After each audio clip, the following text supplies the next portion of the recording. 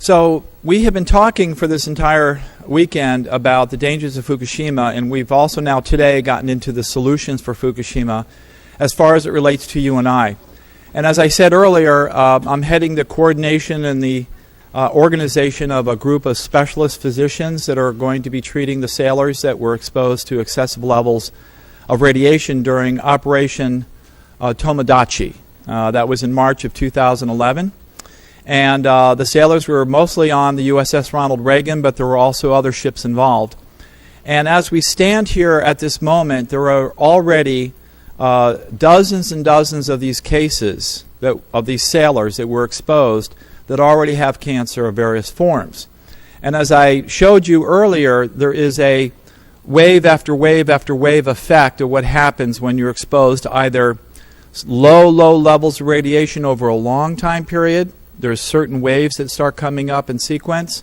Over the first 3 months, you might have immune disorders. Then as the years roll on, there's leukemia, lymphoma. Then as the years roll on, you might have thyroid cancer. And then you continue on, you might wind up with lung cancer at the 20-year mark.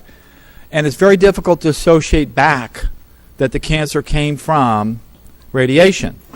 So the tendency would be, oh, that's just part of the fact that everyone in America is getting cancer. That's not because of radiation exposure. But I have already educated you all and educated the audience that will see this today on streaming and also in the future with DVDs. That is not true. The National Academy of Sciences has proven that 200,000 new cancers each year do come about because of exposure to normal background radiation, half man-made, half from the ground. 624 milligrams per year. That's a small dose. Normally they talk about REMS, like 1,000 times the amount, that can cause an instantaneous load of damage that eventually will wind up causing cancer. So that's another way that high doses of radiation, one-time exposure over one day, or let's say in the case of the sailors over a period of 2 weeks, and then no more after that, will come down with cancer. So what do? We've talked about what we do to prevent the radiation from doing further damage, but what about those people that have already got cancer? And I'm very, very honored today to talk to you and introduce to you my partner, Dr. Steve Hines. And I'm very honored that he and I are working together. Dr. Hines is one of the great educators in this country today. As a naturopathic physician, he practices in Mexico. He helps educate the doctors here in this country. He's written extensively. He's been on national radio shows. He's been on TV. And Dr. Hines has that special kind of what I've learned to love, that Texan kind of not only accent but character that just kind of invites you in, and it can hold your attention with enthralling stories about what reality is as to how cancer treatment should actually come down. So, as an example, when I was being taught by Dr. Hines, I was enamored by the fact that he had been using some of the most extensively advanced laboratories in the world to identify the natural substances, over 400 of them, that each patient can be tested for by way of simple blood test to find out exactly what natural substance, and also including chemotherapy, would be the most effective substance to treat their cancer. And it's used in other countries. It's used routinely in other countries, and Dr. Hines is one of the top experts in that field. And it was amazing that he found one of the most common chemicals that 40 years ago the pharmaceutical industry also identified in herbs and extracted it out and then used it as far as their patented formulas. The problem is, as I've already talked to Jim here about, is that there's intelligent design in herbs. You don't find that in man-made substances. Intelligent design is amazing. Something from aloe that will kill cancer cells will immediately protect the healthy cells immediately around it. How does that work? Whereas when you're taking conventional chemotherapy, the chemotherapy will do the same thing. It'll kill the cancer cell, but it will kill healthy cells, particularly the immune system. The other area of expertise that Dr. Hines is one of the foremost leaders in the world about are the relationship between infections and cancer. In fact, it was Dr. Hines who introduced me to Tullio Simoncini, who had this very elaborate and developed experiential theory. In other words, he had hundreds of cases over 30 years to prove what he thought was the proper theory, that cancer is a fungus. Now we know that cancer isn't a fungus, but it's associated very often with fungus and with bacteria, and sometimes, as we know, with viruses. So there are a large number of infections that if you, well, let me put it to you this way, how Dr. Hines explained it to me. Cancer is supposed to be slow growing. But when you get your diagnosis, there's some times where it says it's highly aggressive, and it is. Well, why is that cancer so fast growing? And Dr. Hines, through his extensive years of experience in the field of infectious disease relationships with cancer, has shown, oh, there's got to be an infection involved. Sure enough, you treat the infection with standard antibiotics, and lo and behold, that patient just stabilizes almost overnight. The other area that is just enthralling, Dr. Hines just made a new recent breakthrough in this area, is where there's dental infections that are very difficult to detect. Now, what happens in the mouth is, especially around root canals, but it can occur from pulled teeth as well, little pockets of infection will set up with normal organisms like Candida albicans, and what they secrete will turn off our anti-cancer genes completely. P21, P27, and P53. We got to have those turned on in order to prevent the cancer from coming back. If those stay off because of an infection in the mouth, you got to find it, you got to take it out, and then those genes start turning back on again, and you don't get the cancer back. Our problem in the eclectic, integrative, natural approaches to dealing with cancer has never been that we couldn't dissolve the tumors. It was to keep it from happening too fast and throwing the patient into a crisis because their body was already too weak, or to keep it from coming back after it was gone. And what we often, so in summary, I'll just finish up here. We really have a real gem here today on stage, and I'm just really pleased to introduce him. Please give a warm welcome to Dr. Steve Hines.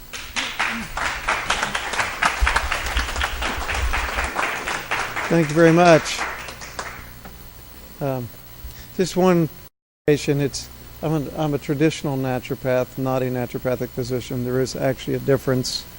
In Texas, it doesn't matter because we don't have a board for either one of them. A little closer. Okay. This is a picture of my office or clinic staff in Mexico on the left. On the right, that's my hot smoking wife. I was doing it was a phone consult one day with an 80-year-old lady in Florida, and my wife called in. I said, "Excuse me just a minute." I put her on hold. I answered a question, and I came back on, and I said, "That was my hot smoking wife." If any of you ever seen Talladega Nights, you know what that is. So this little old lady in Florida kind of gets quiet, and she says, "Your pot smoking wife?" Before I could say anything, she said, "Hey, baby, it's okay with me." Really, it's pretty funny. So you can go on to the next slide there. I usually have my laser pointer, but I didn't bring it with me. So my light has gone out. One of the things that I noticed years ago, we have a clinic in Acuña, Mexico, where we treat all kinds of incurable type disease conditions. But we've always been fascinated by cancer. Lupus, fibromyalgia, chronic fatigue, all those things are very routine for us to successfully treat. But cancer's always been the great challenge. And sometimes, oh, great, thank you. Oh, wow. It works on the black, but not on there much. Okay, I kind of got it. Okay. So anyway, we would win 2 or 3 cases in a row, And then we'd lose 2 or 3 cases in a row, and I really couldn't understand why some people got well and others didn't. But over the years, we made a lot of observations that took a while. In clinician world, it's you watch, you run labs, you treat, you ask questions, you run tests again. It takes a while to prove what you think you're seeing. And so it took a while. But I had a lady come in one time that she had been treated in conventional fashion with chemotherapy, radiation, surgery, stem cells, bone marrow transplant. She was in very bad condition. And so she told me that this breast mass reoccurred about a month earlier.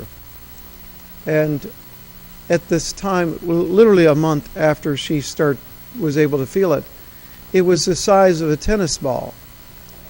So it made me begin to think, how could a tumor grow that fast? Well, the good news is it cannot. Cancer cells, other than particularly in a male with testicular cancers, the germ cell line, I think, maybe is the only one that literally doubles every 2 or 3 hours. Other than that, cells take weeks to double or months to double. Most women, when they have a breast tumor the size of a marble, it's 10 years old. So the rate of mitosis of normal cells still holds true for the most part, even if that cell becomes malignant. So if a mammary cell in the breast replicates every 30 days and it becomes malignant, well, one cell in a month becomes 2 cells, in a month becomes 4 cells, in a month becomes 8, beyond 16. Now, if they are estrogen receptor positive cells, estrogen is a growth factor. And depending on the presence of certain types of estrogen that are much more growth promoting than others, you could accelerate the growth. But no way on God's green earth are you going to make one cell become a tennis ball in a month. So when a woman calls our clinic in Mexico and says, "Oh my goodness, I've got the most rapidly dividing cancer on the planet," I say, "Good for you. It's not cancer." Now there may be cancer involved. There may be a couple of cancer cells amongst the 55 trillion fungal cells or other infection involved. And often you can have cancer as a result of the environment created by an infection. And here are some of those infections. Which of these masquerade as cancer or cause cancer? Mycoplasma, mycobacteria, fungi or yeast. Yeast start out as a monomorphic form. They're not invasive particularly. And then if they become invasive, they become dimorphic and they can actually invade tissues. And just to think about it for a moment, how does a mushroom start out? One spore on a piece of wet wood last night this morning, it's a fully formed mushroom that you could slice and put on your hamburger. Think about how fast that growth rate is. If you watched it in a microscope, it looks like it's foaming. It's just 1, 2, 3, 4, 5, 6, 7. It's going so fast, you can literally watch them dividing. So once a fungi becomes invasive, they can actually go into the tissue, start spreading the tissues apart, and they create a very hostile environment, which then can induce true malignancies. However, the malignant part of the mass is generally very, very small. Here we have tapeworms. This is not working. Oh, you can see it? I guess I'm at an angle. I don't see well. Tapeworms in Mexico, I've been told, where my clinic is, that 25% of the people that live in Mexico have what's called cystosarcosis. It's misdiagnosed as a brain tumor. In fact, one of our staff has it. He started having seizures. It's just because they eat a lot of poorly cooked pork. The pork parasite worm, when it starts wiggling its way into the brain, there's not a whole lot that's going to stop it if it's alive and it's able to travel. And they actually set up shop in your brain tissue, and they start having babies, and they make a tumor mass. Well, it's very, very common, and doctors in third world countries know that. In the United States and other developed countries, they tend to just go, oh, you got a glioblastoma.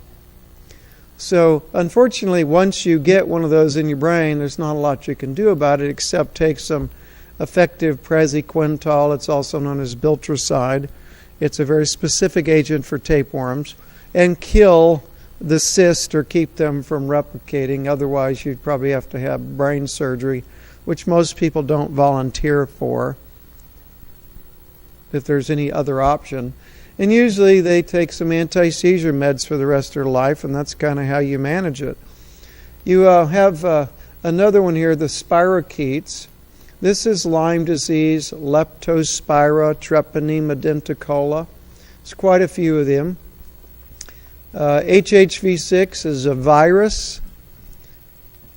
Bartonella is also known as cat scratch disease or cat scratch fever. Everybody know Ted Nugent? Cat scratch fever. That's a real thing. And I actually had a case just last January, a gentleman from Texas who came to the clinic. He was in end-stage liver failure. We were told he had pancreatic cancer. He shows up at the clinic. His bilirubin is 38, which is really not just, you just don't live long with a bilirubin of 38. He was yellow as a daisy. His liver enzymes were in the thousands. And I took a drop of his blood and I put it on a microscope and I looked at it, and every single red blood cell had little dingleberries hanging off of it, which is classic coccobacilli cat scratch fever. It was the worst case I'd ever seen. Not only that, when I crenated his red cells, spirochetes crawled out of every one of them. It looked like Medusa, just dozens of spirochetes coming out of every cell. And then the middle of the cell, which is always a dish, in the middle of a red blood cell, you have an area that's very thin. And so you do see a little light through them, but these actually had a defined ring, just like you took your wedding ring and stuck them in the middle of the cell. That is a protozoa called Babesia, also known as American malaria. Causes a lot of joint problems, causes hematological disturbances, iron levels that go grossly low, hemoglobin and hematocrit go grossly low. Doctors can't figure out what's causing it. It's American malaria.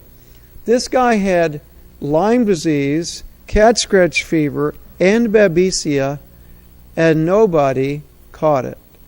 In 7 months, he still had the bullseye rash on his back. And his wife first took him to her general practice doctor, looked at this rash on his back and said, I don't know what it is, here's some steroid cream. A couple months later, he starts having epigastric pain. They go to another doctor, and he does a CT scan and sees a tumor in his liver. She shows him the raised area on his back, and he said, I don't know what it is, here's a topical steroid. Then they go to oncology. Showed the oncologist this big red rash on his back with a dimple in it. Classic textbook Lyme disease. Oncologist says, I don't know what it is, but it's nothing to do with the cancer. Promptly gave him chemotherapy. At that time, his bilirubin was 7. Within 7 days, it was 32 to 38 when I saw him a few weeks later. And he was full-out hepatic failure. Yet, the pathology, when they tested the tumor, here in Texas, I won't mention the name of the astute university that did this, But the results said tumor of pancreatobiliary origin. Yet the CT scan showed no tumor in the pancreas, only a tumor in the liver and in the lungs. And then it said, or possible lung tumor, mets to the liver. So they didn't have a clue what it was, but they actually ignored this mass on his back, which was simply where he had been injected with it by a tick. I sent his blood off on Monday of the week I saw him, waiting for the test results back. I got them back on Friday in the afternoon. He died Friday morning. The lab results said maximum coccobacilli. This guy was misdiagnosed as cancer. What he had was cat scratch fever, which is very well known among infectious disease doctors to cause tumor masses, granulomatous masses. We see them all the time with people who have dental infections. The infection just keeps brewing and brewing in the sinus cavity until they have a tumor. Infections can cause granulomatous masses. And so I always question pathology. The best pathologists make mistakes. We have a human papillomavirus. There's H. pylori, schistosomiasis, which is another common parasite in the tropical regions. All 10 of those infections are known to either be misdiagnosed as cancer or to induce cancer. Head and neck cancers, we now know, are mostly caused by human papillomavirus. Men give it to women. Women get cervical cancers and uterine cancers. Men, we thought, got out of it unscathed. But now we know that's what causes a lot of esophageal cancers, is the human papillomavirus. So the question needs to be asked, if I knew what the infection was and I successfully treated the infection, would that make my cancer go away? Somebody asked that question. Very, very excellent thought. Glad that you asked that question, young Texas lady. Sometimes yes, sometimes no. Because once a granulomatous mass has been created, which we have to pathologically explain what that is, it's really normal cells in an abnormal shape. So unless you cut it off and the body had to rebuild it, which it would do much quicker, otherwise it's going to take years for the body to digest away this odd-shaped mass, even though it may not be cancerous. But if we got rid of the infection, what we have seen oftentimes is the tumor stops growing. Because if you look at a tumor specimen under a microscope where they stain a slice of a breast tumor, for instance, you may see 3 or 4 cells actually light up with the dye. But that may represent 1% or less of the total mass. Well, so you have a mass the size of a golf ball with 3 cancer cells in it. So if you killed the infection, maybe the cancer, the environment that induced the cancer would be altered, and the cancer would just stop growing and give the immune system time to catch up. I have actually treated advanced breast cancers and lung cancers and colon cancers and liver cancers with antifungal drugs and herbs. So you've heard of diflucan. Everybody know what diflucan is, your common thing for yeast infection. Had a lady from Lubbock, Texas, came to the clinic. She had been through chemotherapy, radiation, surgery, etc. Tumor suddenly started growing like crazy. I knew it was too quick to be real cancer. We gave her an antifungal. and a month later the tumor was gone. So an oncologist I was speaking to about this, he said, well, maybe diflucan is an anti-cancer agent. Well, I guess that's possible. I've also done it with Sporanox. I've also done it with voriconazole. I've also done it with every herbal antifungal. So it is possible, I guess. If that be the case, it's sure a whole lot smarter than giving chemotherapy, isn't it?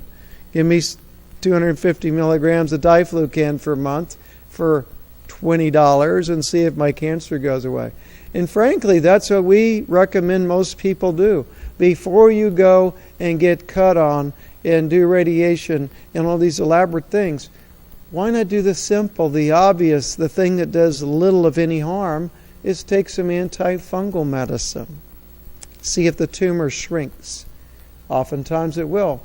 There is a very famous breast cancer surgeon in, I think she's in Indiana or Illinois. She said that when a woman comes to her with a positive breast cancer diagnosis, she asks them to bring the tumor block or the slide from the pathologist who diagnosed it. And before she does anything else, she'll take that slide, give it to her pathologist, have him reread it. And in her words, most often my pathologist does not agree. It is not cancer. Most often my pathologist does not agree. It is not cancer. I had a woman in Lubbock, Texas, who had a breast mass. Went to oncology. They did a biopsy. Said it's cancer. Did a double mastectomy. I later saw her because she was concerned about a metastasis occurring, going to the lungs and in the brain. So I said, what I would really like to see is the pathology report when they did the bilateral mastectomy. Well, she said they didn't give it to me. I said, well, ask them for it. She asked them for it, and asked them for it, and asked them for it, and they wouldn't give it to her. And I said, well, you need to tell them that your attorney will be there to get it soon. Then, so they gave it to her. It's hers. Well, we found out why they didn't want her to have it. Both breasts were analyzed, and there were numerous specimens from the breast. Both breasts, the pathology came back, no cancer at all. She went through a double mastectomy and didn't have any cancer. That is not uncommon. So for our clinic in Mexico, we're more interested in trying to figure out why someone got cancer, and is it even cancer, before we go chasing treatment regimens. Because you're not going to be very effective in treating something if you don't know what caused it, right? Shooting in the dark with shotguns, even a small shotgun, if you get hit with it, it hurts. I like lasers. And I like to know what I'm shooting and what I'm shooting with. You can flip. There's another one over. Here's one study of cat scratch. I particularly like to talk about cat scratch fever relative to tumor masses because one of the confirmatory tests for cat scratch fever is vascular endothelial growth factor. You probably know of VEGF. This is a signal that your brain induces if there is hypoxia in tissues of the body. And it says to the body, we need more blood vessels here so we can get more oxygen here. Tumors secrete VEGF. That's how they get blood supply. That's how they grow. Ironically, so does cat scratch fever. In fact, it looks like you just took your hands and your fingernails and just ripped them down the skin. You'll also see them, looks like stretch marks in inappropriate places. Other times there'll be little pustules where it looks like you had a mosquito bite and you just scratched it like crazy, but you didn't. It's got a lot of little capillaries to it. So Ironically, this is an infection that acts like a tumor mass, and it will create a tumor mass, and it'll do it very quickly. By the way, in the last 12 months, I've seen 3 cases of pancreatobiliary origin cancer that were actually cat scratch fever. So it's not uncommon. It's just very poorly understood. So here's a study, 786 lymph nodes biopsied, looking for cat scratch disease. 49.7% of those lymph nodes either had Bartonella or Mycobacterium. That's close to 50%. Probably should pay attention to that, right? So we don't do chemotherapy on people who actually don't have cancer. So I'm going to just stop right there and let you guys ask questions, because I probably have got the point across. Questions? They can come up to this microphone right here. Right. Just a quick comment. Dr. Hines, if a sailor on the U.S. Ronald Reagan was exposed to dramatic levels of radioactive iodine and their thyroid was nailed, thereby suppressing their immune system, would it not be possible that some of these cancers that are arising after the fact are associated with some of these same infections? Yes, absolutely. Anything that's going to suppress your immune system is going to make you prone to succumbing to a common infection. None of these agents that I mentioned are uncommon. Probably everybody in this room has 2 or 3 of them. HHV6, HHV8, cytomegalovirus, human papillomavirus, they're everywhere. Why is it in some people it induces pathology and not in others? Immune system. If you get doused with enough radiation, it, number one, going to affect your thyroid. If your thyroid is dysfunctional, your immune system is dysfunctional. If we don't have a good immune system, we can succumb to fungal infections. I mean, just look at the conventional treatment model of cancer. What do they treat cancer with? Radiation, right? That's weird. Radiation induces cancer. We're going to use radiation to treat the cancer. Doesn't exactly make a lot of sense. But let me give you an idea. This has happened numerous times. A woman has a breast cancer.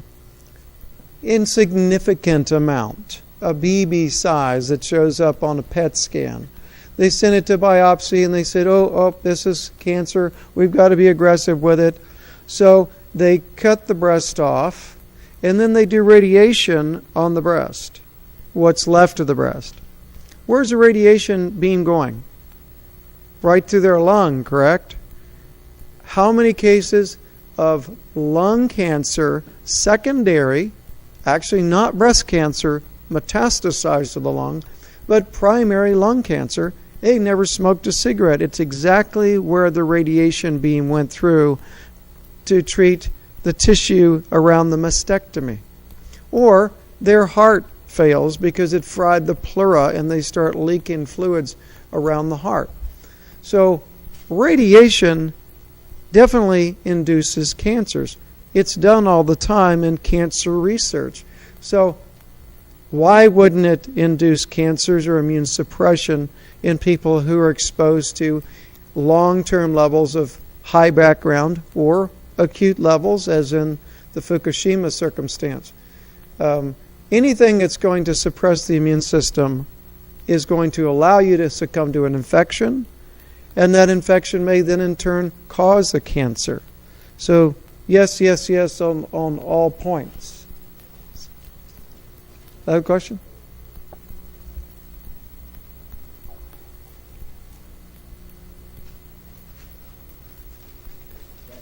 After spending 2 days at this wonderful conference, it's becoming quite apparent that the rate of cancer is going to increase due to our environmental conditions.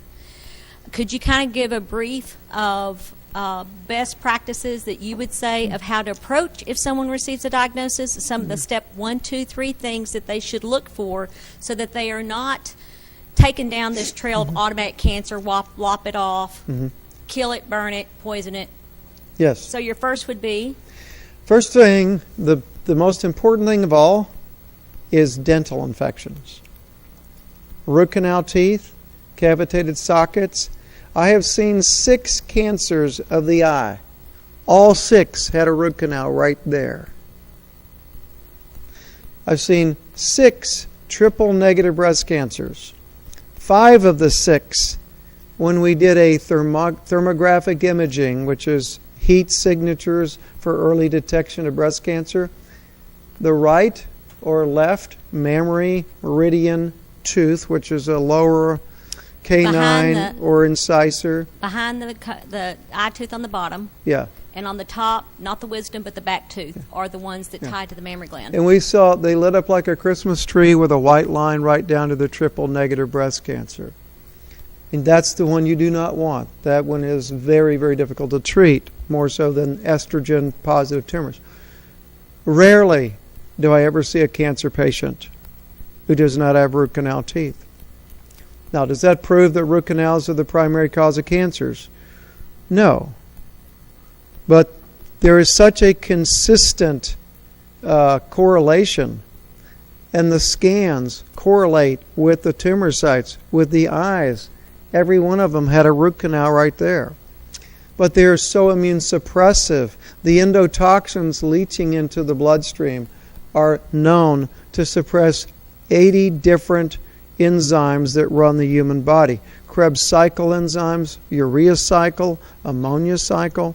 So number one thing is find a biological dentist. You can go to our website, hopewellness.com or hopewellnesscenter.com, and there's a list of resources of dentists that we know do a great job. There are many out there, but we know 3 or 4 of them. As far as the radiation in the particular case that we're talking about now, where we're being deluged by a much higher level of background radiation than ever, this is a free radical inducing circumstance. So anything we can do to get rid of the uranium, the cesium, etc., out of our body is going to help detoxification. I think John has talked to you guys about the Z naturals. Zeolites. The nano-zeolites. It's not a zeolite. It is derived from a zeolite. It's a nano. Yes? It's That's what we were told. Yeah, What's it called? It's you can say it's a little microscopic trap that when it goes to the bloodstream, it actually does go into the cells. It's a scrubber. It traps toxins and metals. Z naturals. Oh. It's not what you commonly know of as zeolites. And that's a long, long story. As many of us are here, we know many people that are in the mass delivery system of medicine. Mm-hmm. We know many people who've gone through chemotherapy. Could you describe briefly how chemotherapy works and what's a very beneficial attribute to know about chemo and how it works quickly and what you should do after you have chemo? Well, there's many, many types of chemotherapy, but in a classic sense, it's something that destroys rapidly dividing cells. We have a lot of new chemo. Technically, they're called chemotherapies, but they're not classic chemos. They're immune regulators, biological response modulators, receptor blockers. Different than the classic is just the out-of-control fire that just burns up every cell in your body. And since cancer cells generally are the faster replicating cells, chemotherapy like 5-FU and cisplatin, adriamycin, they kill rapidly growing cells. So, but they also, what is the most actively rapid growing cell in your body otherwise? Your GI tract.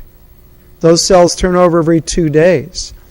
In men, the testicle, the sperm cells turn over very rapidly, and our immune cells. Our immune cells, within the day after you do the first chemotherapy, white counts will usually go from 5 to 6,000 down to 1 or below after the first chemotherapy. But doesn't chemo work pretty quickly, that if you detox and try to get it out of you? it? Yeah, so we actually have built a model of how to integrate for those who just feel they absolutely have to do chemo because that's what everybody told me I should do, and my kids are on me and I don't really want to do it, but a lot of families put pressure on mom or dad and they just give in even though they don't want to. They just feel obligated and the kids are mad at them. So we've built a process to accommodate those people, and we've done a really good job of it, where we utilize the chemotherapy for the benefit, which is rapid shrinkage of a tumor mass, not necessarily the cancer, but the tumor mass. Sometimes it kills the cancer, sometimes it kills the fungi, which I'm a fun guy. But I'm not a fungi. So, along with wiping out whatever the mass is, it also wipes out your immune cells. That there is a time frame. You got 12 hours, 24 hours maybe, to where if you intervene, you can do some heroic things. So we had a guy that had some lung cancer, colon cancer, lived in Del Rio, Texas, and he came over to the clinic. First couple of times, we prepped him for his chemo. We did what we call magic drips. That's, magic is not MAGIC. It's not the Magic Kingdom. As someone rebuked me one time at our clinic, she says, I think it's very unprofessional that you're calling this a magic drip. And I said, why is that? Well, like Magic Kingdom, it's magical. I said, no. It's an acronym. MGIK, magnesium, glucose, insulin, potassium. I wonder who that was. She says, oh, excuse me.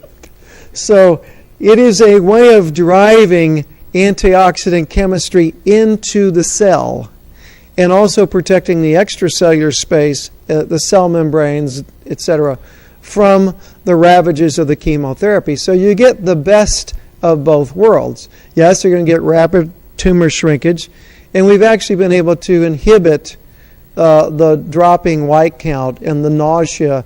We've had people that were 3 months into treatment and still had not lost their hair. So you can do chemo smart, or you can do it stupid. What do you think about radiation? I hate radiation. I would take chemo. You could blast me with 50 pounds of chemo before I would ever let you near me with radiation. So you think you can recover better from a chemo Oh, absolutely. than radiation? I can get chemo out of you and restore cell membranes, but radiation is just insane. It's like taking a T-bone steak, putting it on the grill, and leaving it for 5 days till it literally is ashes falling through the grill. There's nothing left to recover. It's fried. It's nothing, crystals. So the answer is absolutely chemo over radiation. Radiation scares the living crud out of me. Yes, ma'am. You want to come up? So what do you do if you already have root canals? What you have to do if you already have a root canal, which is everybody that we see with cancer, they have root canals. You must... Well, this is to avoid getting cancer. I'm asking the question. Oh, you're saying... I have root canals. Okay, that's what I'm about to say. Yeah. That I know. If you have a root canal already in your mouth, which is a dead, rotting carcass, dumping endotoxins into the tissues around it, all root canals are dead teeth. What are endotoxins? Yeah, they're endotoxins and exotoxins. They're byproducts of the metabolism of bacteria that are living in that dead, rotting carcass that are under pressure being pressed into the lymph system. You must go to a biological dentist. Hear me, do not go to a molar mechanic, which is most. With all due respect, they're not trained in this. They're the ones who created the problem. They're not the ones who are going to solve it for you. You need a highly trained dental toxicology-minded dentist. There's plenty of them. If you go to IAOMT.org, that's International Association of Oral Medicine and Toxicology, you must pull the root canal tooth. And IAOMT.org, which stands for the International Association of Oral Medicine and Toxicology. And look at the smoking tooth video. It's quite fascinating. If you have any question that mercury is toxic, it's astounding. And there's a video right on the home page. But when it comes to root canals, the dentist has to pull the tooth and then remove the infected socket. Otherwise, the socket will cover over and trap what otherwise would be normal commensal flora of your mouth. So if you take a facultative aerobic organism, which is an organism that can live in an oxygen environment, and you deprive it of oxygen, so it's facultative, it can survive, but it morphologically changes into the beast from hell. So that which is normal flora, when you change its environment to stay alive, they begin to produce endotoxins and exotoxins, and they can shut down every enzyme in the human body. I've actually seen 28 Parkinson's patients totally resolve their shaking tremors by having a dentist open their upper right and upper left wisdom tooth sockets, cleaning out the pus. Where does the trigeminal nerve come from? Right down here over the TMJ, temporal mandibular joint, and between the third and fourth molar, or the first and second. I always get the direction there. So if you have an infection in that wisdom tooth socket, 30 years ago you had those teeth pulled. 94 out of 100 of those sockets cavitate. You don't feel it because the nerve's dead. It's just a little pocket of infection, and it's less than a millimeter or two from this nerve. So those endotoxins get pressed out under pressure for the CO2 gas from the bacteria, and then they get conducted up the nerve into the substantia nigra portion of the brain, where they inhibit dopamine metabolism. It happens a couple of 3 or 4 times a year. And that's just a socket where a tooth was pulled 30 years ago, not even an active root canal socket, just a socket. But if you remove the tooth and you leave the socket, you will get what's called a cavitation, which is what these wisdom teeth sockets are. So after the tooth and the socket are removed, then what happens? Well, up till very recently, there wouldn't be a lot else you could do but take a wild guess. There is a laboratory, full and fair disclosure. I am on the board. That will be back up and running soon. KS3 Labs, LABS.com. KS3 Labs, if you go to the dentist and you have a lab kit from KS3 and you tell him you want to do a dental assay, when he removes that infected tooth or opens an infected socket, he can take a few drops of that fluid, put it in a vesicle along with a venous blood draw and maybe a finger stick, send it to KS3 Labs in Lubbock, Texas.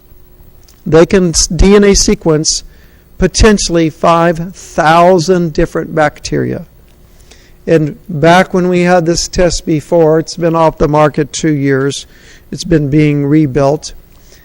I would see bacteria from the oral cavity routinely in patients who had chronic degenerative disease. In fact, 3 out of 5 Lou Gehrig's patients had treponema denticola, which is from root canal teeth infected sockets. I have seen ALS reversed 5 times. Have 2 or 3 of them right now we're working with, and they all have raging dental infections. So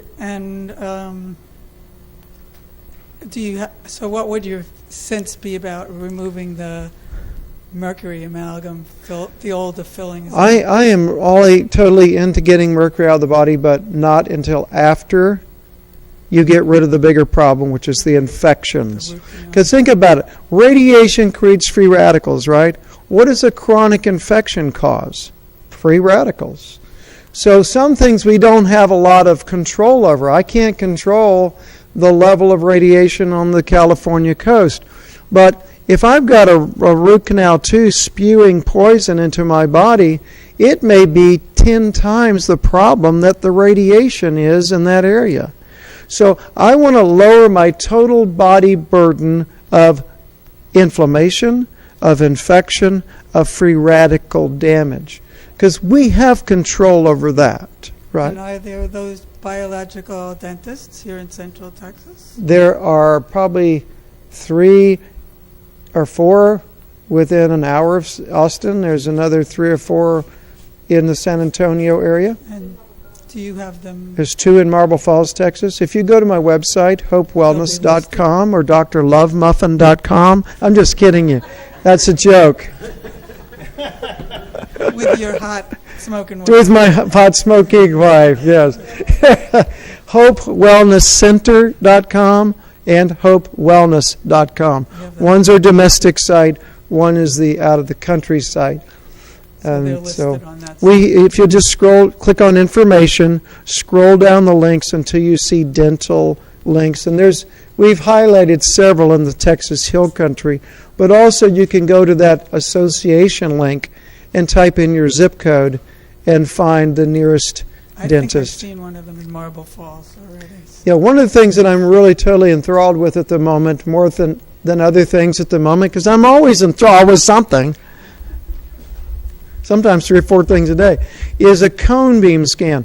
We've had many people that we suspected had a dental infection, but we couldn't prove it, to correlate it with their multiple sclerosis or their fibromyalgia or their chronic fatigue or their cancer. So we've now started doing cone beams, CONEBEAM, scan. And they are common among dental implant dentists and cosmetic dentists. And you can just go in there and say, look, I want to do a full mouth cone beam scan. And then you can send it to one of the dentists. You can, on our website, just call them and say, look, I want to schedule a consult. They'll go over the cone beam scan with you and tell you if they see a problem. 7 out of 7 in a row, we found dental pathology. In one case was a Lou Gehrig's patient, ALS. Her whole sinus cavity was occluded because of a root canal tooth here in the upper, right under that sinus, that caused a granulomatous mass. Looked like cancer. Occluded, covered it up, plugged up the sinus cavity with a mass induced by the root canal tooth. So the cone beam shows soft tissue. X-rays do not. X-ray did not pick up any of those socket infections. Had a Parkinson's patient from New York. Did the cone beam on him, his right hand shaking, and he had really bad brain fog. The root that showed that he had a abscessed tooth and a big old cyst up in his sinuses. Monday last week, they pulled that tooth out, cleaned the socket out. Within 4 or 5 hours, the brain fog was gone. And that happens very regularly. So cone beam is a way to stop guessing. If you think you may have an infected socket causing some immune suppression, causing free radical damage, and you want to minimize your chances of getting cancer, do a cone beam and go to one of the dentists that are on our website, and they'll schedule a consult with you and go over that. So your question, sir. I've got a question about elevated PSA scores. Yes. What do you recommend? I know guys who go and get these needle biopsies. They stick 12 needles through their Oh, my goodness. Nuts Okay. to me, but The- what would you recommend? The question is, with PSA, remember, PSA is prostate-specific antigen. It is, by the way, not specific at all. It's called that, but there's actually PSA tissue tissues in the lungs and other parts of the body that can create prostate-specific antigens. So it's kind of stupid to call it prostate-specific. I had a case a month ago. The guy comes to see me. He says his PSA a year or two earlier was 5. Hey, that's reason for concern. A month ago it was 10-something. And so he's very concerned. They're wanting to do a biopsy, which in the prostate is a very, very uncomfortable thing. And they're going to take and punch a bunch of needles through the prostate and pull tissue out. If it was cancerous, what is that going to do? It's going to spread it. Isn't really the definition of a biopsy the intentional metastasis of a potential cancer? I mean, that's it. That you're trying to metastasize it to the needle through the tissue so you can send it to the lab. And if it is cancer, you just seeded it. I have another slide presentation that shows studies that prove that fact scientifically. So the answer is no. I don't like PSA. It's a nice indicator that we need to look. But here's the case. PSA is elevated for 72 hours after ejaculation. So I explained that to the couple, and they said, oh, that would explain it. A month later, after doing nothing, a little diet change, reran the test, it's at 5 again. It was always at 5. So anything that can cause inflammation in the prostate is going to give you an elevated PSA. Had a guy a dozen years ago that had elevated PSA, thought he had prostate cancer. He refused biopsy, came to Mexico. We gave him an IV antibiotic with 5 cc's of DMSO in the bag to increase penetration, and his PSA went to normal a dozen years ago. Has never been high since. Simply an infection. Mycobacterium, mycoplasma, love the prostate. Chlamydia pneumoniae also can get in the prostate tissue. So a lot of infections. If you want to know, is it cancer, I would highly recommend that you do the OncoBlot test. And Dr. Apsley is an expert on that. Just had a case. We treated a gentleman from Wisconsin or Minnesota for a few months. He had prostate cancer and ran the OncoBlot, which detects, 1.2 million cells or less?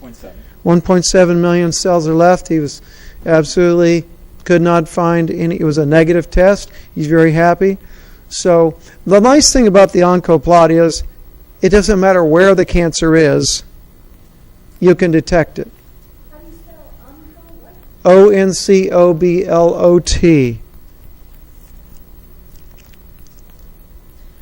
which is measuring what's called an ENOX2 protein. But if you type in OncoBlot, BLOT, you'll find plenty of data on that.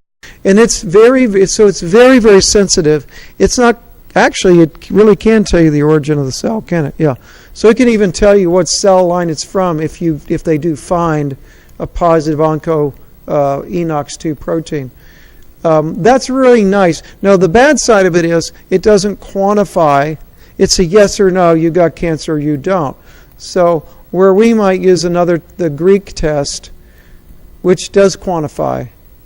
Maybe we had 12 cancer cells per cubic 7 ml DL 6 months earlier, and now we're down to 3. So we know that what we're doing is working. But as far as yes or no, you got cancer brewing or not, OncoBlot, wonderful test. Yes, sir. You were talking about the connection between fungus and cancer. Mm-hmm.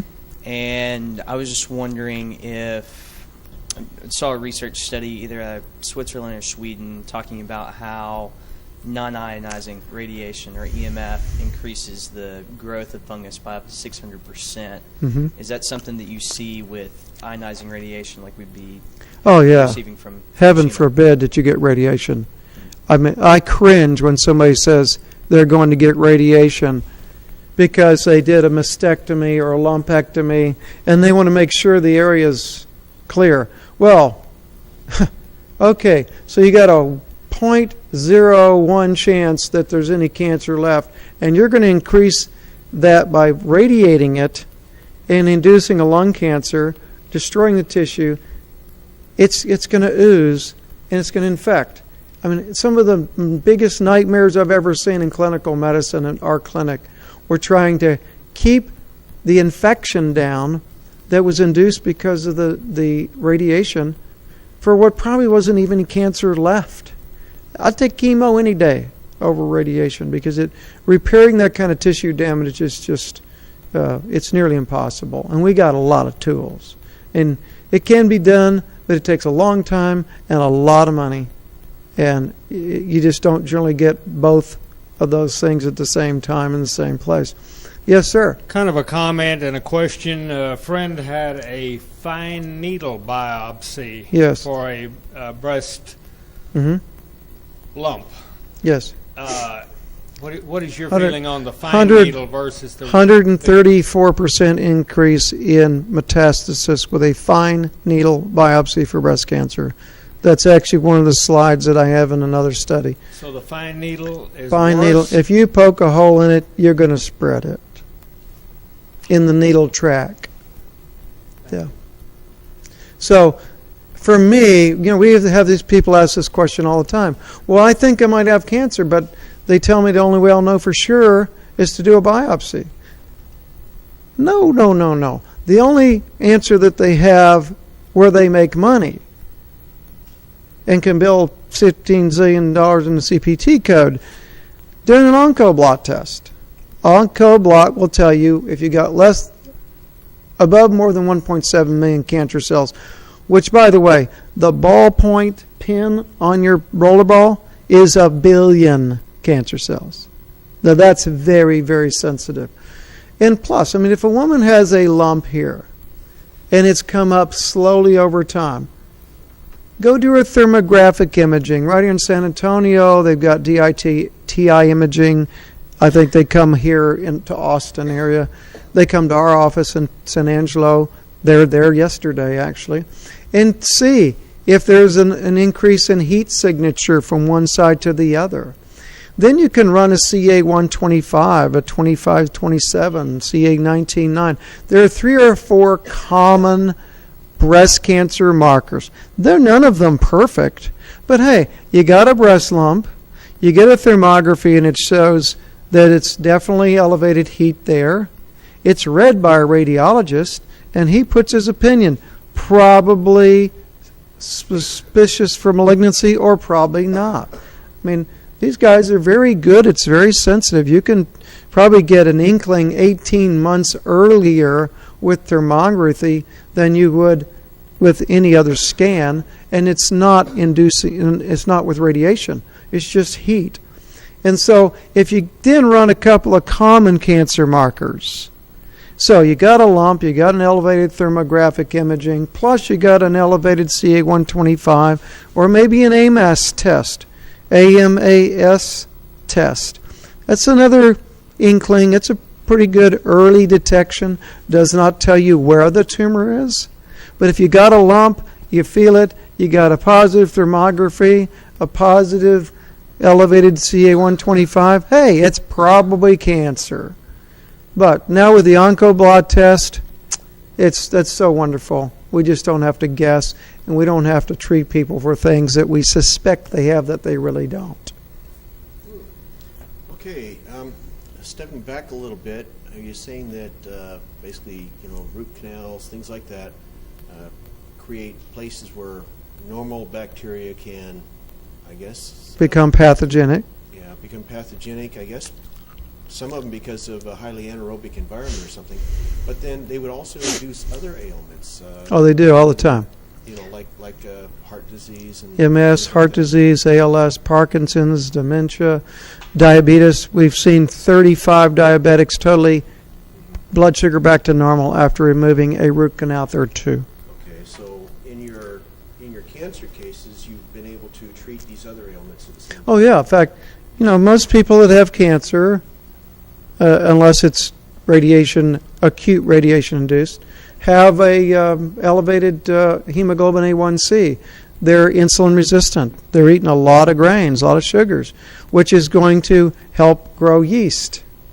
in the gut, which are going to leak in from the gut into the bloodstream, set up shop in the tissues of the breast or the prostate. This is where iodine is great. Iodine is protective. It's antibacterial. It's antiviral. It's antifungal. It's prothyroid. Everybody should be on iodine. Took mine this morning. Almost got it on my pants, but I did. What's that? I like Lugol's. I've gotten away from the pills because there's a lot of binders and excipients. Lugol's is just your basic ancient iodine that everybody's used, and you can rub it on topically. Have you tried the nascent iodine? The question is, have I tried nascent iodine? I've tried it on a few people. My verdict is still out. I like the the Lugol's iodine. We've used also the caplets, which is the, what's it called? Iodoral, which is very common. But I'm getting where I really like just the old-fashioned liquid iodine. Yeah, you can rub it on, or I just take a drop, put a little orange juice, and maybe get up to 2 or 3 drops at times. Don't stay on high levels for a long time because you can suppress your thyroid function. Yes, ma'am. Okay, I guess I was wondering what you think about the relationship between all these other, infectious illnesses and things like other types of autoimmune disorders like lupus, ITP, even like allergies. Okay, ITP is 85% of the time it's caused by H. pylori bacteria. And when you do a triple antibiotic therapy, ITP, you're talking idiopathic thrombocytopenia purpura, goes away when you kill the H. pylori. Don't let them take your spleen out just because you got a low platelet count.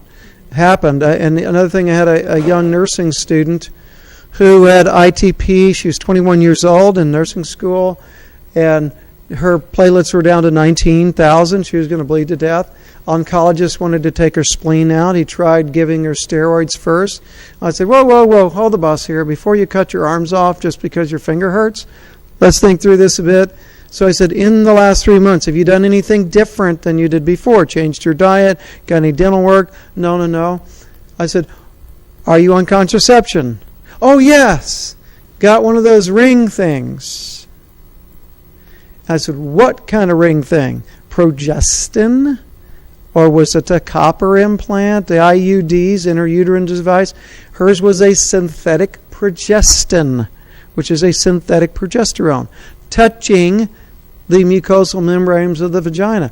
Guess what? It's a topical reaction. It's like you just are allergic to something and stuck it in your mouth all 24 hours a day. So I told her to go to her doctor and tell him that she wants that out of there because that's probably the problem. He said, oh, that can't do that. I said, okay, go back another way. Tell him that a world-famous endocrinologist said that it could definitely cause it. Didn't say who it was. And so he calls back and he says, you know what? I think he's probably right. So removed it, and her ITP went away within a few days. H. pylori, and so, now what was the other ones? Like lupus. Like 85% of lupus is women. Yeah. Guess what? Must have some hormonal involved. Who gets fibromyalgia? Women. It's because the GI tracts are wrecked from eating American genetically modified food and having chronic amoebic infections, mercury fillings that wipe out your friendly flora, make you in favor of fungus. Fungus causes irritation in the gut. The villi start to atrophy. You lose surface area of digestion and absorption. Your blood sugar starts going down because you can't effectively digest and absorb. When your blood sugar goes down, the female body starts to try to rescue you. To pull the blood sugar up, you need cortisol, stress hormone, which is made by the adrenal glands. And for a while, your body can just pump it out. One day, your body says, I can't keep up with all this. So the body says, you're going to have to find the cortisol on your own. Because this cortisol stimulates the liver to convert glycogen, stored sugar, into glucose to save your life.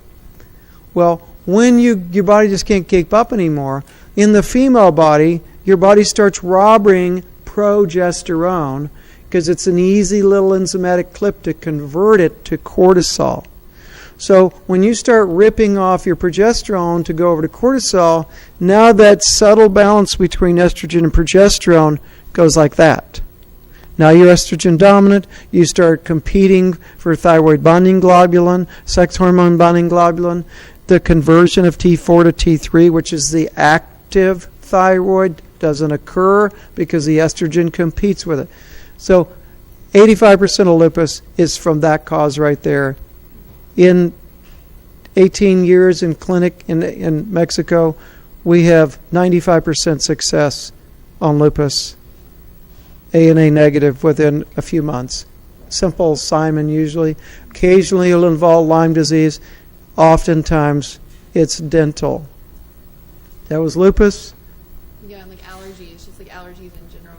Oh, Jim, allergies. Yeah. Cancer's easier to treat than allergies. Bad diet, gut inflammation, fungus, that's half of the allergy problem.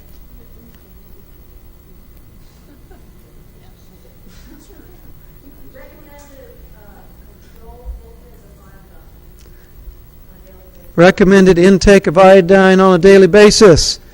Dr. John. Okay, so you've updated that since I had my thoughts on the subject. So if you look around the world at the longest lived individuals or people that have hardly any infections like we're seeing here in the U.S., women are getting about 10 to 12 milligrams, not micrograms, but milligrams of iodine daily, usually from seafood, usually from seaweed. And 5 of that goes right to the breast to keep them infection-free, and the rest goes to the ovaries. So for men, about 5 milligrams. But for the people that have had imaging dyes injected into their body for medical diagnostics, they sometimes become allergic to iodine, good iodine. So you have to be careful. On the other hand, if you start off slow with Lugol solution, which is a liquid, you can titrate up slowly. And if your skin breaks out, don't panic, because good iodine will push both bromide and other fluorides and chlorines out of your body very quickly. It displaces it, kind of like cesium displaces potassium we were talking about.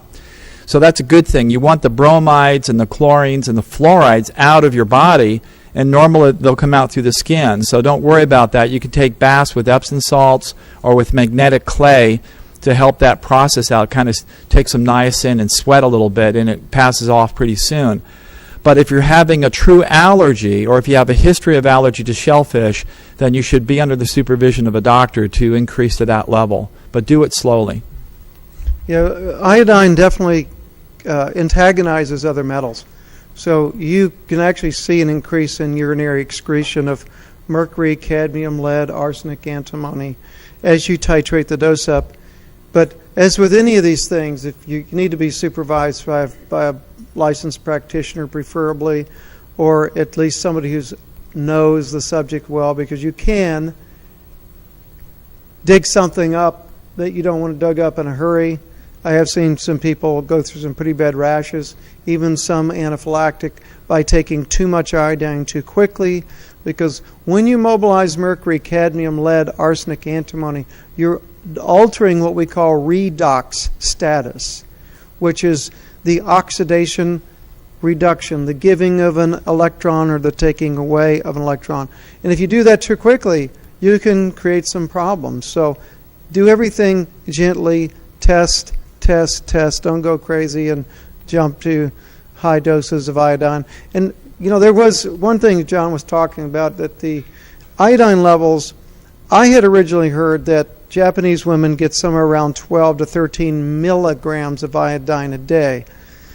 Then there's a debate now that data was extrapolated poorly.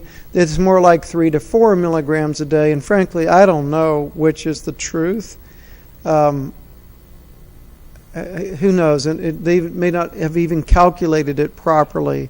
So I tend to be more around 4 or 5 milligrams a day, because after years of seeing people playing around with iodine at high doses.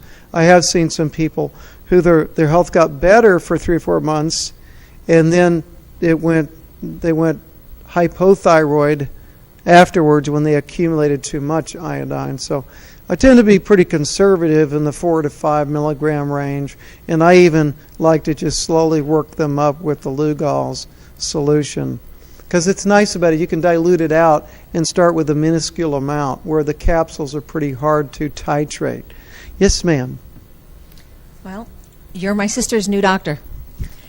I wanted to. I am? She's down the line with lupus and all this other. She's been years and years. Oh, so I haven't seen her. And everything else. You Okay. haven't seen her Okay. yet. You're her new doctor, because you're addressing right down the line what she has spent years and years and years with. But I'm not going to go there. She's not here with her daughter. I wanted you to address 2 things, and one, I'm going to take you back to something you already addressed, and then I want to go somewhere else. One of them is I, among many others, have had root canals at this point, and they've gone back and forth with infections. At this point, what do we do or look for, given that we already have it? What can we do on a practical basis, or does rinsing with saline solution alter anything? Or Okay, are you saying you have a root canal in your mouth? Yeah. You currently do. Yeah. You know you do. Yeah. The only option is to pull the tooth. No, I mean it's the tooth's out here and here. Well, no, actually the tooth is there, but it's I've had root canals on them. Okay, let me explain what a root canal tooth is. Halfway. I know mine It's was a half- tooth didn't is complete still it. in your mouth. I didn't Instead of complete it. pulling the tooth, they cut the top off the tooth, drill down into the canals, and clean out the canals, pack them with a material, and put a cap on. Yes. That's a root canal tooth. Right. So if you have a root canal tooth in your mouth. That have opened up. The packing is out. Yeah. Okay. It has to be pulled. Okay. And sometimes, if they get really degenerative, they can break into pieces, so they can be a problem. Right. So when they pull the roots out, then they have to cut out or grind out the socket. And it takes a very special dentist. Do not let any dentist do that. You want a train wreck? That's the way to get it done. Okay. You need a biologically trained dentist. You live in this Austin, San Antonio area. You've got some of the best ones in the country here. Oh, thank you. Great All ones. right. I'll look at that. Does rinsing with saline or anything else help at all? If you've got a tooth that's like not a root canal, let's say you've got a tooth that's starting to hurt, but it's new, it's not a root canal, what you can do is get a water pick and put a little grapefruit seed extract in the water pick tank, like 7 or 8 drops. Put that in first, pour the warm water in it, and just irrigate around the roots and twice a day. You can use some colloidal silver in the tank. That's another good thing. There's a thing called perio wash. Like our friend in Marble Falls used that perio wash. Chlorine dioxide. Yeah, also chlorine dioxide is great. It's also known as MMS, Miracle Mineral Solution, chlorine dioxide. Got to know what you're doing. Don't go crazy. Go to the websites that clearly explain how to use it. It's safe if you do it properly, but if you do it improperly, you can kill yourself. So don't be stupid. But MMS diluted drops in the water pick are great. You can really help to clean up the infection and buy yourself some time. And I've seen people's teeth that they thought that they were able to save them. But if the tooth is already root canaled, you're screwed up. Sorry, it's dead tooth. There's no immune system there. There's no blood flow. So, well, what happens is when they burr out the socket, make a hole down into the bone. Because the idea is to get into the bone marrow. So the blood will flow up into that hole, and usually they'll either pull a flap on top of it, or they'll just take a little piece of synthetic collagen, set it on top and cross-stitch it, hold it in place. So when the blood flows up, it stops when it gets to this piece, and then in a couple days, once the blood clot forms, it'll just digest away the stitches, and the little membrane will go away, and it'll be nice little red blood spot, and you can tap on it. It's starting to get some solidity to it. In 30 days, it will be hard, it would be bone. In 90 days, it would be calcified bone. So then, if you were going to do an implant, which I'm not saying is a great idea, but sometimes you have no choice, the one that is so far never been reported to be an allergen or create an immune reaction is zirconium. Up till the zirconium ones, the best was the titanium. But you can do materials testing, and there's a lab in Colorado that if you go to one of these exquisite biological dentists, they will test you in advance. Draw your blood, send it off to the lab. They will test you against the dental materials to make sure you don't react to the material. There's also a lab that will test you now for once you already have an implant or nickel in your mouth, or what's scary is people with hip transplants and knee transplants. Most of those have nickel in them. And nickel is a highly toxic metal. And the lab test is called the MELISA test, MELISA. It's done in Europe. And I think there's a link on hopewellness.com. If there's not, this young lady will have that done next week. And looking for the MELISA, MELISA.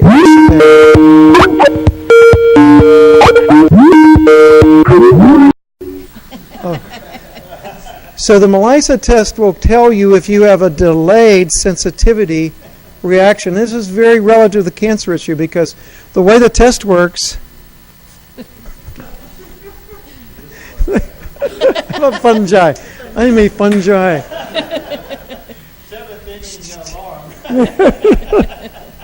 So the MELISA test, they take your blood, spin off your T cells. This is your big part of your cancer immunity, right? They put nickel, they put mercury in the test tube with your T cells. And after 5 or 6 days, they see if the T cells will begin to swell because they're reacting to that metal. And eventually they go, pop. That's the test. So if you make your T cells pop with nickel, you have a nickel delayed sensitivity reaction to nickel. What might that mean if you got a mouthful of nickel caps, which you know them as porcelain? Oh, that's not fair, is it? I told my dentist I didn't want any metal. He said, no, you got porcelain. But you have to very, very specifically know where to even get a pure porcelain cap because they break. They stick them on nickel. So you've got nickel underneath your porcelain, and some molar mechanics, and I say that with all due disrespect, you now got mercury touching nickel, stuck in your mouth in a bath of acid, alkaline moving back and forth. What do you call that in electronics? It's a battery, right? Two dissimilar metals in a bath of acid or alkaline. You can measure it. I've seen them with a voltmeter. Peg the meter, 1.5 volts. Your body works on millivolts, 1,000th of a volt. Had a guy that had nickel cap right here on this upper left, sitting in the dentist chair. He had chronically having brain fog and vision disturbances. You know where I'm talking about, Sheila? He was looking out a plate glass window at a lake, really a big river. Across the river, there were houses. Plenty of them, big houses. He couldn't even see the houses. He pulled the one nickel cap off of a tooth right there. The next morning, he came, sat down in the same chair, and he could see the Texas A&M flag at the guy's house across the lake. Just one nickel cap creating a battery effect. Not to mention the toxicological effect. Had an MS patient one time, had all the mercury out of his teeth.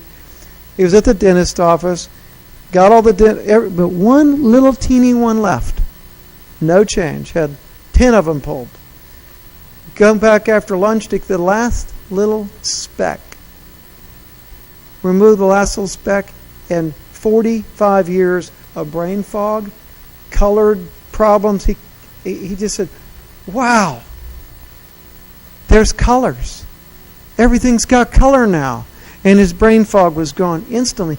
The last speck of mercury touching the oral mucosa was still causing an immune response because it wasn't just a matter of mercury toxicity. He had a mercury allergy. So there's a big difference, and you can see how metals in our body can induce allergic reactions, toxicological reactions. Either one is going to mess up your immune system and allow your body to succumb to cancer pathology. Because frankly, we all got cancer. Any given day, we got a screwed up cell. Body takes it out, kills it, rebuilds it. It's when we get behind the curve, because the immune system is confused and burdened down. Wow. Thank you. I got a lot from that. My other question was going somewhere else of importance to me, and some others here. Asperger's, diet, Asperger's. Treatment. I've been doing some research about uptake and various problems related to it. It wasn't very layperson language. Well, let me tell you about the whole autism spectrum disorder. Okay, I've never seen one that didn't occur within a month of vaccinations. And Now there is my granddaughter does have it, and she's never been vaccinated. There's a couple of cases, Asperger's particularly versus most of the autism spectrum. I did see a case of Asperger's. Most of them have terrible gluten neuropathies. They also, you want to do a chronic beta strep test, which is, most doctors don't know how to do it, but if you,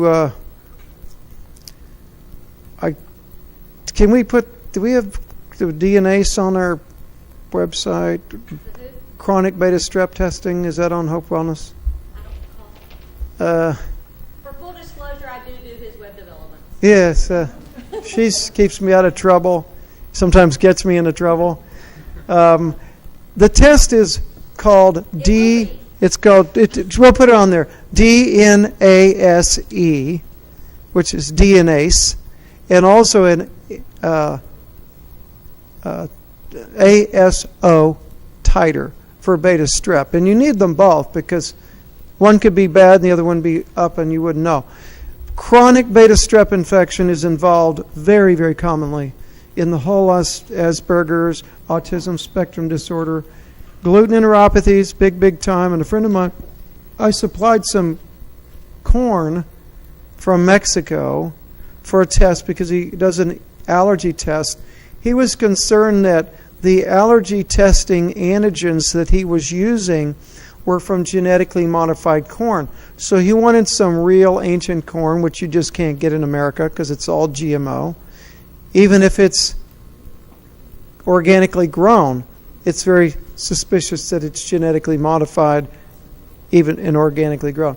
So I got some old style corn from Mexico. He analyzed it, did his studies alongside GMO corn and long wheat. And the very strange thing happened, which none of us expected.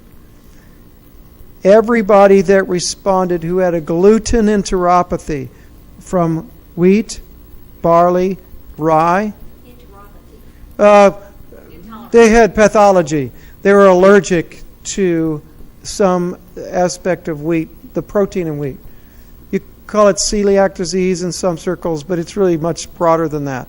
They're allergic to it. Their immune system, when you eat it, your gut says it's a foreign invader and it attacks it rather than digests it.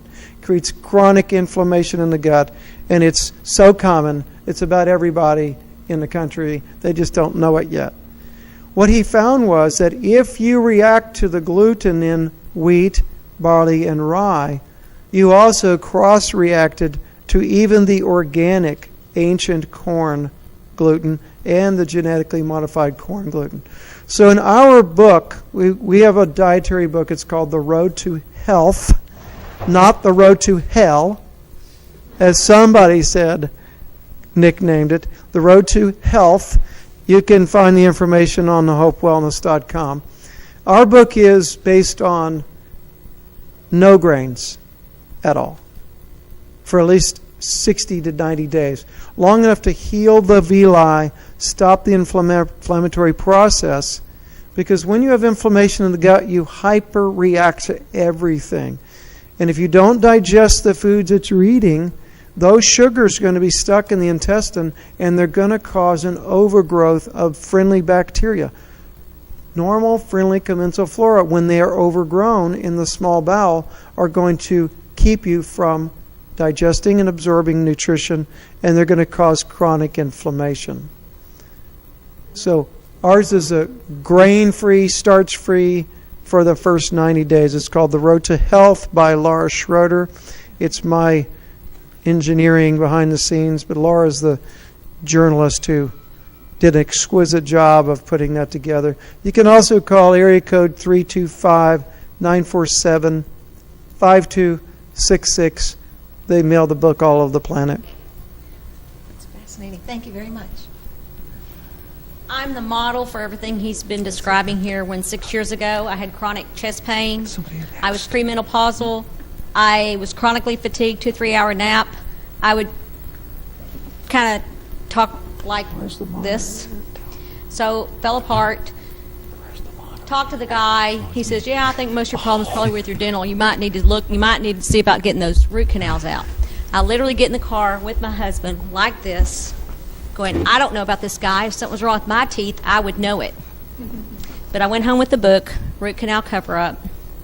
Root Canal Cover-Up by George Menig, M-E-I-N-I-G, who's the founding member of the Endodontist Association, who after he was retired was revealed the research from Dr. Weston Price, and the Weston Price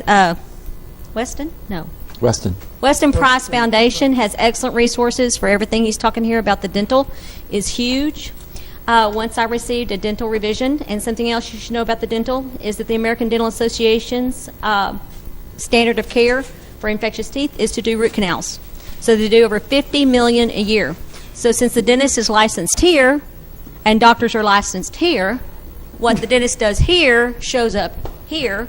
That goes to a doctor who treats here and doesn't have a clue about this. You got a name for that dance? Sheila, Huh? I think Oh, we're okay. probably over way long That was time. full disclosure, too. I didn't want you to think we were... But you are. Listen, I just wanted to say one last thing before you thank Dr. Hines for his great lecture, is that doctor means one who teaches. And our job is to make disease extinct so we don't have a job anymore. And it seems to me that what we doctors, myself included, and I'm a reformed one of these, I hope, is that we create more disease than we help, unless we understand the real reference points. The real reference points might take 10, 20 years to be able to figure out, but what we have figured out is that we've been using the wrong reference points in our medical analysis, or the wrong blood studies, all the wrong imaging studies. It looks like cancer, but it's not. It's infection. So the real reference points would be looking at the longest lived individuals who don't start their aging process until they're 90, and then they start their aging process, but they live disease-free. And there is no blood work based upon this group. She just mentioned Weston Price, 10 years president of the American Dental Association. He left it because they were refusing to give up the metal fillings in the mouth. He teamed up with Francis Pottinger, who was conducting cat experiments. So while he was off for 10 years looking at the longest-lived cultures that were essentially living disease-free, earning annually at that time way less than $500, $400 U.S., had no doctors, had no hospitals.